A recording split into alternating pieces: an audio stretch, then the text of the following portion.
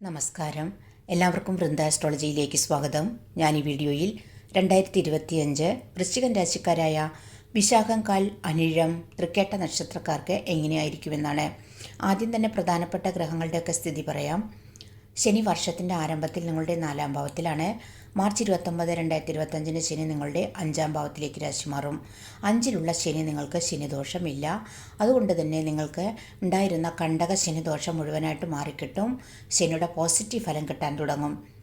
വ്യാഴം വർഷാരംഭത്തിൽ നിങ്ങളുടെ 7-ാം ഭാവത്തിലാണ്, പറഞ്ഞാൽ കേന്ദ്രത്തിലാണ്. ഏറ്റവും നല്ലതാണ്. വ്യാഴത്തിൻ്റെ രാജയോഗപ്രദമായ ഗുണങ്ങളാണ് ഈ സമയത്ത് കിട്ടുക. മെയ് 14 വ്യാഴം നിങ്ങളുടെ 8-ാം ഭാവത്തിലേക്ക് രാശി മാറും. 8-ലുള്ള വ്യാഴം ഒരു ഗുണദോഷ സമ്മിശ്ര ഫലമാണ് വ്യാഴത്തിൻ്റെ കിട്ടുക. രാഹു വർഷാരംഭത്തിൽ നിങ്ങളുടെ 5-ാം ഭാവത്തിലാണ്. മെയ് 18 രാഹു വക്രഗതിയിൽ നിങ്ങളുടെ 4-ാം ഭാവത്തിലേക്ക് രാശി മാറും. കേതു വർഷാരംഭത്തിൽ നിങ്ങളുടെ 11-ാം ഭാവത്തിലാണ്. മെയ് 18 കേതു വക്രഗതിയിൽ 10-ാം ഭാവത്തിലേക്ക് രാശി മാറും.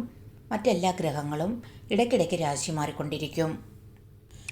പുതുവർഷം 2025 നിങ്ങൾക്ക് കൂടുതൽ ഗുണഫലവും എന്നാൽ കുറച്ച് സമ്മിശ്ര ഫലവും കൂടിയ ഫലമാണ് കിട്ടുക.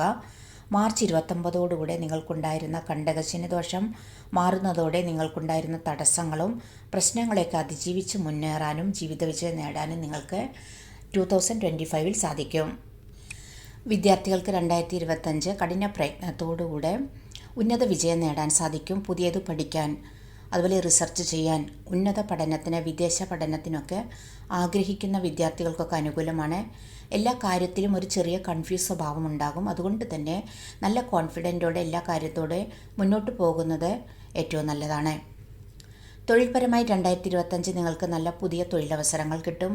വിദേശത്ത്, സ്വദേശത്തൊക്കെ ജോലി നോക്കുന്നവർക്ക്, അതുപോലെ ജോലിക്ക് വേണ്ടി ശ്രമിക്കുന്നവർക്കൊക്കെ നല്ലതാണ്.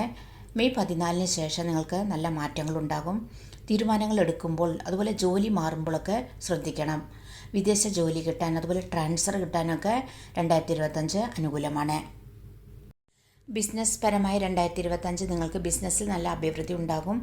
5-ലുള്ള ശനി ബിസിനസ്സിൽ, കൂട്ടു ബിസിനസ്സിൽ, അതുപോലെ സ്വയം തൊഴിൽ ചെയ്യുന്നവർക്ക്, ഓൺലൈൻ ബിസിനസ് ചെയ്യുന്നവർക്ക്, വിദേശ ബിസിനസ് ചെയ്യുന്നവർക്ക്, വ്യാപാരികൾക്കൊക്കെ ബിസിനസ്സിൽ നല്ല ലാഭമുണ്ടാക്കാൻ സാധിക്കും. ആരോഗ്യപരമായി നിങ്ങൾക്ക് 2025 വർഷത്തിൻ്റെ ആരംഭം നിങ്ങൾക്ക് നല്ലതാണ്. മെയ് 14 ശേഷം 8-ലുള്ള വ്യാഴം ചെറിയ ആരോഗ്യ പ്രശ്നങ്ങൾ, അതുപോലെ ചെറിയ ടെൻഷനൊക്കെ ഉണ്ടാകും. അതുകൊണ്ട് തന്നെ ആരോഗ്യ കാര്യത്തിലും ഭക്ഷണ കാര്യത്തിലൊക്കെ നല്ല ശ്രദ്ധ നല്ലതാണ്. ഒപ്പം നിങ്ങൾ യോഗ, മെഡിറ്റേഷനൊക്കെ ചെയ്യുന്നത് നിങ്ങൾക്ക് കൂടുതലായിട്ട് നല്ലതാകും ആരോഗ്യ കാര്യങ്ങളിൽ. സാമ്പത്തികപരമായിട്ട് 2025 നിങ്ങൾക്ക് നല്ലതാണ്. സമ്പത്ത് സമൃദ്ധിയും ഉണ്ടാകും. ഒന്നിൽ കൂടുതൽ ധനവരുമാനവും ലാഭവും ഉണ്ടാക്കാൻ സാധിക്കും. മറ്റെല്ലാവരുടെയും സഹായ സഹകരണങ്ങളൊക്കെ കിട്ടും. ചിലർക്ക് പൂർവിക സ്വത്തിൽ നിന്നൊക്കെ ലാഭം കിട്ടും.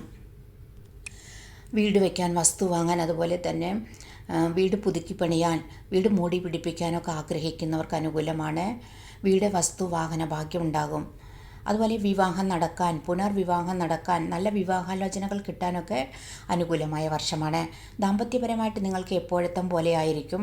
അതുപോലെ കുടുംബ അഭിവൃദ്ധി ഉണ്ടാകും. ഭൗതിക സുഖം വർദ്ധിക്കും. സന്താനങ്ങളെപ്പറ്റി നിലനിന്നിരുന്ന ടെൻഷനൊക്കെ കുറഞ്ഞു തുടങ്ങും. ഇനി നിങ്ങൾ മെയ് 14 ശേഷം വ്യാഴാഴ്ചകളിൽ വ്രതമെടുത്ത് പ്രാർത്ഥിക്കുന്നത് കൊണ്ട്, അതുപോലെ മഹാവിഷ്ണുവിനെ ആരാധിക്കുന്നത് കൊണ്ട്, പിന്നെ സർപ്പങ്ങളെയൊക്കെ ആരാധിക്കുന്നത് നിങ്ങൾക്ക് ദോഷം മാറി ശുഭഫലം വർദ്ധിക്കും. വീഡിയോ ഇഷ്ടമായാൽ നിങ്ങൾ ഷെയർ ചെയ്യാനും സബ്സ്ക്രൈബ് ചെയ്യാനും ലൈക്ക് ചെയ്യാനും കമൻറ്റ് ചെയ്യാനും മറക്കരുത്. താങ്ക്